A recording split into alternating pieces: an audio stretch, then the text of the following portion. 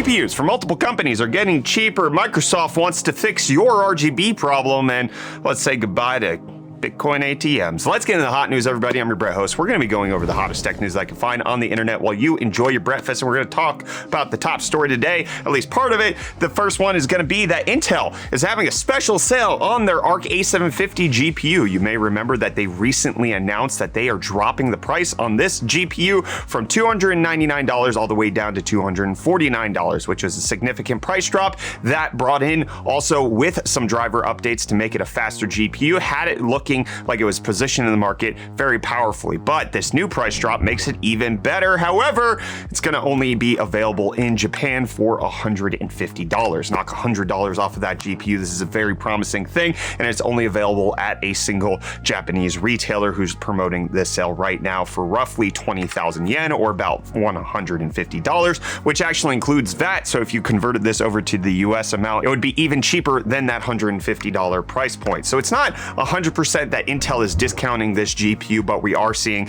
retailers trying to make some sales on this to make it more affordable, potentially because they are not selling as well as they would like, and that's why Intel dropped the price in the first place last week. And now specific retailers are dropping the price even more to make it more affordable to you. But that's not the only GPU price drop story that we have. Stay tuned for that in a little bit. But first, I want to talk about Windows tuning your RGB software, because it's being found out that Windows has actually been working on this feature since 2018, and that is a unified way to control all of the RGB accessories that you may have on your PC. Windows 11 potentially having this baked in some of the earlier builds, and could be coming out to PC gamers sometime soon. And you can see even in this personalization setting that I can control a gaming keyboard, even the Stream Deck from Elgato, and some Asus peripherals as well. Microsoft hasn't officially confirmed these features or that they're going to bring this out in a production build, but it could potentially save people the headache of having to go find RGB unification software as opposed to downloading something like iQ and then Gigabyte and then G-Skills software. It could simplify it, make it all a little bit easier. But a company that's not simplifying, but rather diversifying, Framework, who's known for making the laptops that you can upgrade yourself and having a sustainability approach on how they bring you their devices, they're expanding into bringing you Steam Deck SSDs. They're announcing that they'll sell a 2 terabyte M.2 2230 SSD, which is the type that fits in a Steam Deck, for the cool price of $300. But you have to note that this item is not compatible with a Framework laptop. They are looking pretty much exclusively to sell this. The pricing, not bad. It currently is out of stock, so you have to sign up for a reminder on Framework's website. But in case you're in the market for a high capacity Steam Deck SSD, that might be your best bet. And our best bet is to get into the crypto stocks, except for not really, we're not bringing that back. But some big news is that Bitcoin ATMs, the ones that you see all over, whether it's in a gas station or otherwise, at least some of them are going away, because Cash Clouds, the company that's behind 5,000 of these Bitcoin ATMs, is filing for bankruptcy right now. These Bitcoin ATMs that allow you to convert your cash into the cryptocurrency announced their bankruptcy on Tuesday, and that they would likely be shutting down their Bitcoin ATMs as well. However, that's not going to be the vast majority of them, because Cash Clouds only accounts for about 8% of Bitcoin ATMs out there. There's about 63,000 here in the United States, and they account for roughly 5,000 of them. So you're going to have fewer options, but Bitcoin's still going to be readily available for you, just like Reece is for the hottest tech deals. Hey friends, happy Monday. Welcome back to UFD Deals, bring the hottest tech deals out on the internet. Hope you guys had a fantastic weekend, and just because I like you, I brought you some new deals to start your week off. First up, we have the Western Digital Black SN770 NVMe SSD. This 500 gig version is going for $39.99, which is 50% off. I love that SSDs are at this nice cheap price point, so you can really bug your friends who are still on hard drives, because friends don't let friends buy hard drives in 2023. And then secondly, we have the Xbox Series S holiday console. I guess because it's not holidays anymore, they're going for a little bit of a price dip. So you can pick one up for only $239.99, which is $60 or 20% off. And like always, you can find the links to these and more in the video description down below. And until next time, I'm gonna hand you off back to Brett for the rest of your hot news. Cheers. I like how we integrate Reece into hot news, and Google's trying to integrate their Bard AI into more things, including coming to ChromeOS. This is after Google had a botched launch of Bard AI, where it gave out misinformation about the James Webb Space Telescope, and even in Google's own internal messaging system, it's being found out that employees feel like this is a rushed announcement that was botched and myopic, on top of the fact fact that they also did layoffs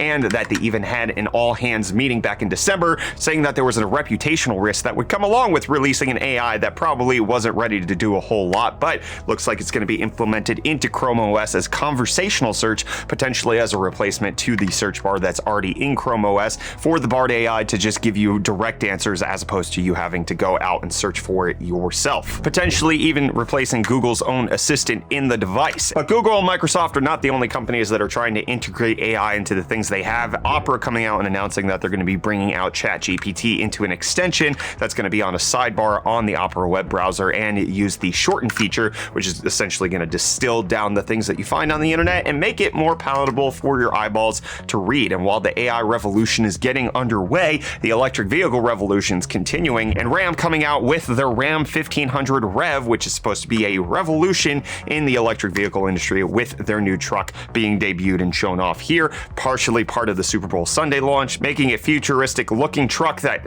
still has the spirit of what Dodge is known for, and saying that they will be giving all of the details of range, payload, towing, charge time, and price at a later date, even release date not 100% set in stone at the moment. But another electric truck that's been announced, the Cybertruck, it's getting a complete redesign from what it was initially shown off at, a new prototype being pictured, and you can see that it has a gigantic windshield wiper, it has side view mirrors, which the original prototype did not, and then it also has a new fascia down below right here because that original setup was going to be very dangerous to pedestrians and potentially even going to be lethal, and so they likely updated it to make this more roadworthy because the original Cybertruck, as it was shown off, was never actually going to make it to market. And that's not the only bad news in the EV world, because Subaru and Toyota partnered with the BZ4X/Solterra EVs that they brought out, and initially they had to recall it because the wheels were falling off of these bad boys, and it turns out that that wasn't fixed. They're recalling roughly 1,200 more of these Solterras because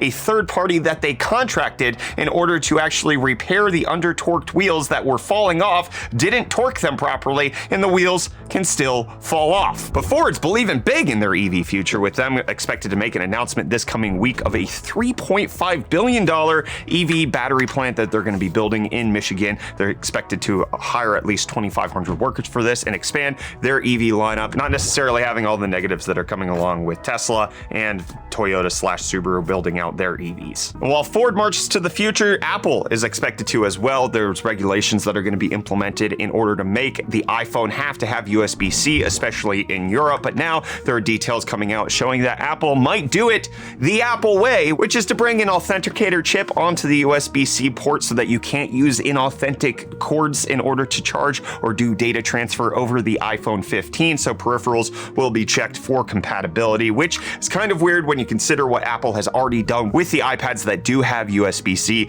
They don't have this authenticator chip, so if they rolled it out to the iPhone, there's going to be a new implementation of how they tried to subjugate you into their walled garden ecosystem. Or you could just potentially hire this guy over on YouTube who debuted his twin port iPhone, which has both a Lightning port and a USB-C port. For whatever valid reason one would want to make something like that, it could potentially make it so that you can charge it via Lightning and then use the USB-C port for headphones. So you have a headphone jack now. It's all being brought back full circle, which we're doing with this episode of Hot News, because let's talk about cheaper GPU pricing. AMD getting cheaper GPUs on the 7900 XT, their less well-received GPU of the 7900 series launch, is now finding itself at a cheaper price over on Newegg, dropping 5% to be pictured at $859, so about $40 off. Currently, that sale has expired, but continuously shows that AMD might actually be trying to reduce the price of their GPUs to stay competitive because of the lack of sales that they're seeing on that specific GPU. The XTX appears to be selling very well, the XT less so, more people just opting to buy the cheaper 4070 Ti instead of going with AMD on that front. Maybe the prices will drop lower. We'll be sure to report on it when and if that happens. And I have been the if that happened to you today in the hot tech news. I'll see you back here for tomorrow, Valentine's Day.